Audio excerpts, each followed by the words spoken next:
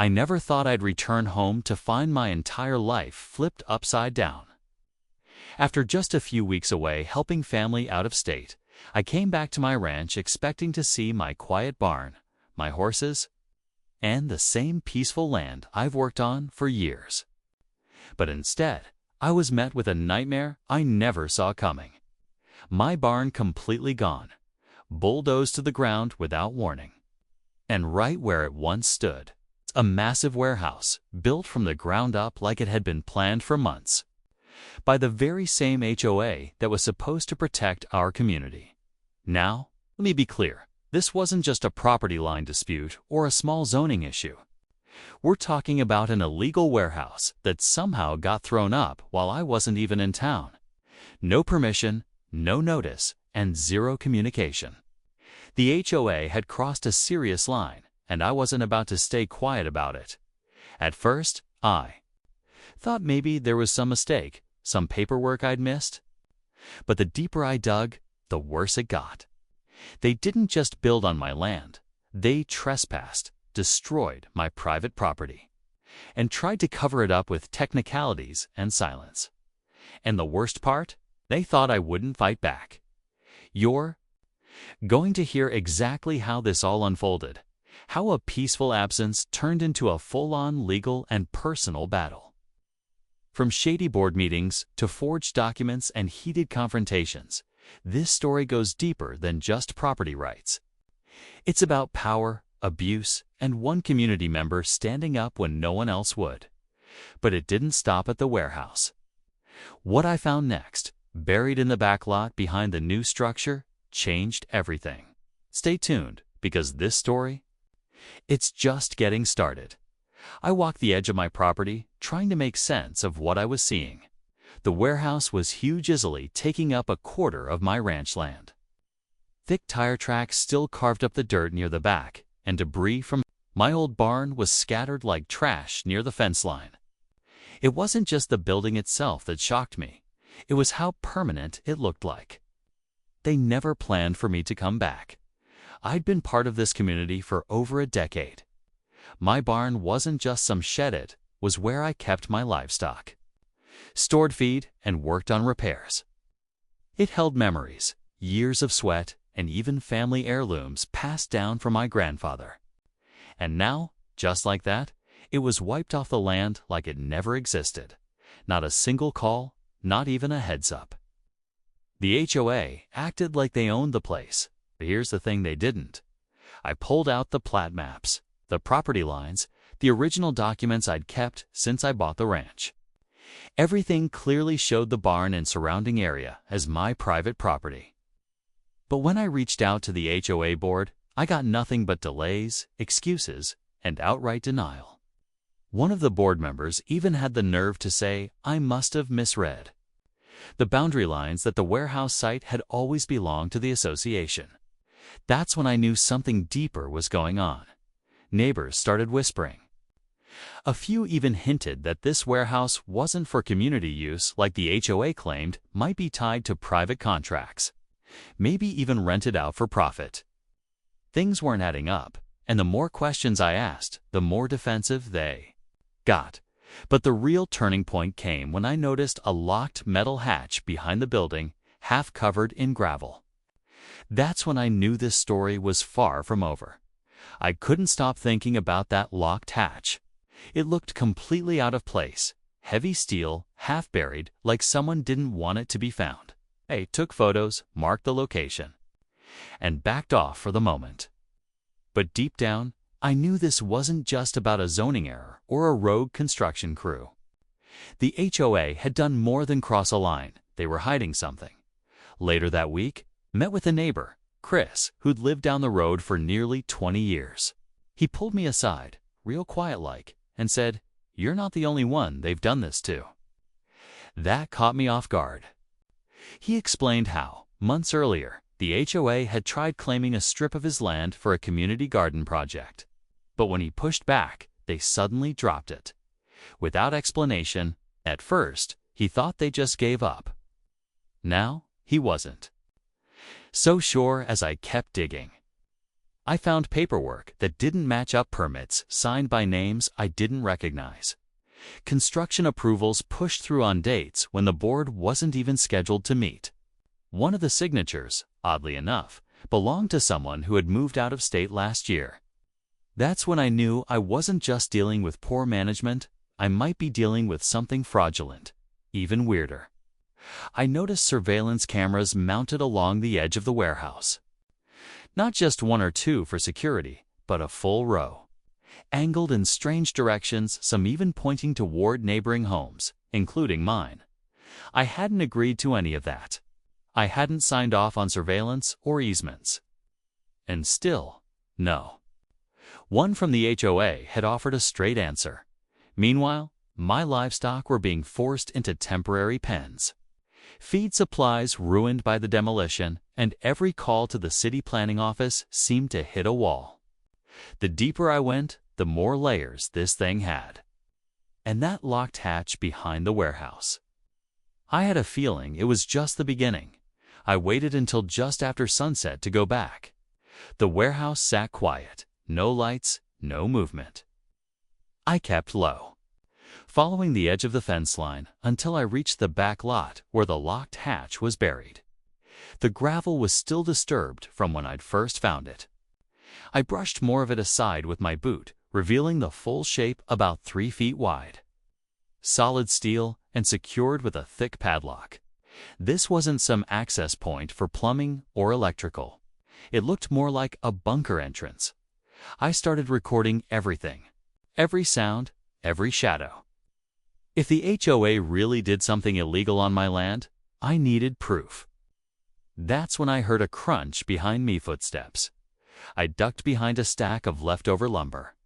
2 figures walked around the side of the building, both wearing plain clothes but holding flashlights, talking in low voices. I couldn't hear every word, but one line froze me in place. Just make sure nobody finds out what's underneath. I held my breath until they passed, then slipped away the same way I came. My heart was pounding. I didn't know what was down there, but I was now sure it was being actively hidden. That same night, I emailed everything I had to my lawyer: photos, maps, voice memos. I wasn't backing down. The next day, I received a formal cease and desist letter from the HOA's legal rep claiming I was interfering with authorized development. It accused me of trespassing on my own property. That same afternoon, I found new fencing being installed around the warehouse, stretching even further into my pasture. Then something new happened. Chris knocked on my door, looking shaken. He handed me an old HOA newsletter from 2 years back. A small paragraph talked about a strategic reserve facility for emergencies, but no one ever voted on it, and it was never mentioned again. That's when I realized this warehouse wasn't just a mistake, it was part of a bigger plan, and I was running out of time to stop it. The newsletter changed everything. That tiny paragraph buried in HOA fluff language hinted at something deeper. Something deeper. Something that had been in motion long before my barn came down. I scanned every line of every document I could find after that, digging into old meeting notes, budget reports, even community emails. And that's when I found it buried in a PDF from over a year ago. A vague line item labeled infrastructure. Prep Site C. I'd never heard of Site C before. No one in the community ever brought it up. But when I matched the coordinates listed next to it, my stomach dropped. It led straight to my property. Things only got stranger from there.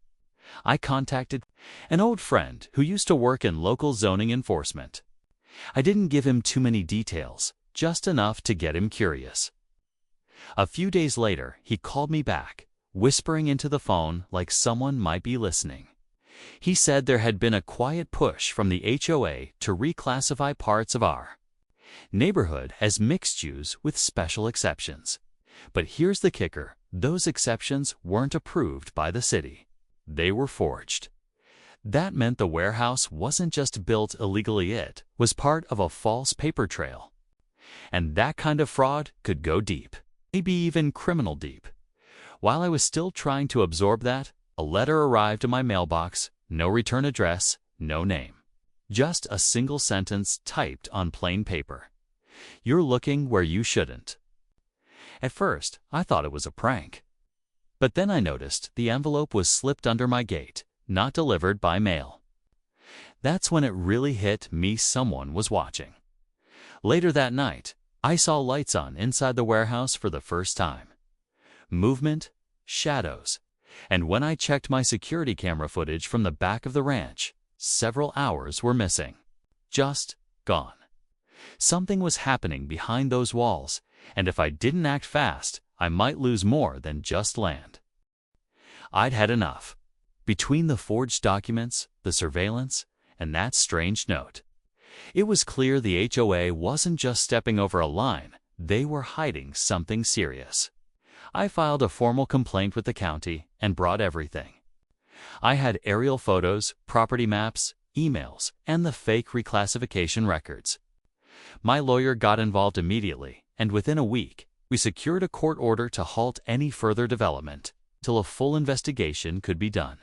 But before officials could even show up, something happened that forced everything into the light the night before the county inspection. I returned to the ranch and saw that the hatch behind the warehouse was wide open. No lock, no gravel, just open like someone left in a hurry. I grabbed my flashlight, phone recording, and climbed down a rusted metal ladder into what looked like an underground room. What I found made no sense. Rows of sealed storage containers, HVAC units humming softly, and dozens of shelves with emergency rations, medical kits, and oddly boxes marked with the HOA's logo. It looked like some kind of emergency stockpile. Maybe it started as a disaster prep project, but it had gone way beyond that. Then, in the far corner, I saw a rack of documents. Plans, maps of the entire neighborhood with zones marked control, transfer, and asset. That's when I realized it wasn't just about my ranch. This HOA had been quietly setting up to turn large portions of our community into something else entirely. Private use. Commercial leasing. No one outside the board even knew. The next morning, city officials, investigators, and media showed up on my land. The warehouse was shut down, the hatch sealed, and several HOA board members resigned on the spot. But here's the twist. Just a few days later, I got a visit from someone I'd never met. Quiet man. Suit, badge, tucked in his coat. He said only this: "You uncovered more than you know. Be careful who you trust." Then he left without another word. Turns out, the warehouse was only the beginning. After that visit, I kept my guard up. I never saw the man again, but his warning stayed with me. The investigation into the HOA exposed a web of shady dealings, unauthorized contracts, secret budget reallocations, and years of decisions made without community consent. Several board members were charged with fraud, and the rest stepped down quietly. A new election was held, and for the first time in a long while, the neighborhood came together to demand transparency. The warehouse was dismantled, piece by piece. The land was officially returned to me, and the county issued an apology for their lack of oversight. It didn't replace what I lost, especially the barn, but it was something. I rebuilt smaller this time, but stronger. With help from neighbors who had once stayed silent, we cleared the lot, reset fencing, and put things back the way they were meant to be. Chris and I kept digging into HOA records, not out of paranoia, but to make sure nothing like this could happen again. We found traces of similar land reassignments in other parts of the community, all of which were reversed once exposed. The neighborhood had been asleep for too long, letting a handful of people control what didn't belong. To them, in the end, this wasn't just about property lines or buildings. It was about standing up when something feels wrong, even when no one else sees it yet. My ranch was nearly taken out from under me, but it sparked a bigger change that needed to happen. So if you're ever dealing with an HOA that seems too quiet, too secretive, ask questions. Check your records. Pay attention. Because sometimes the real problem isn't what's being built, It's what's being hidden underneath.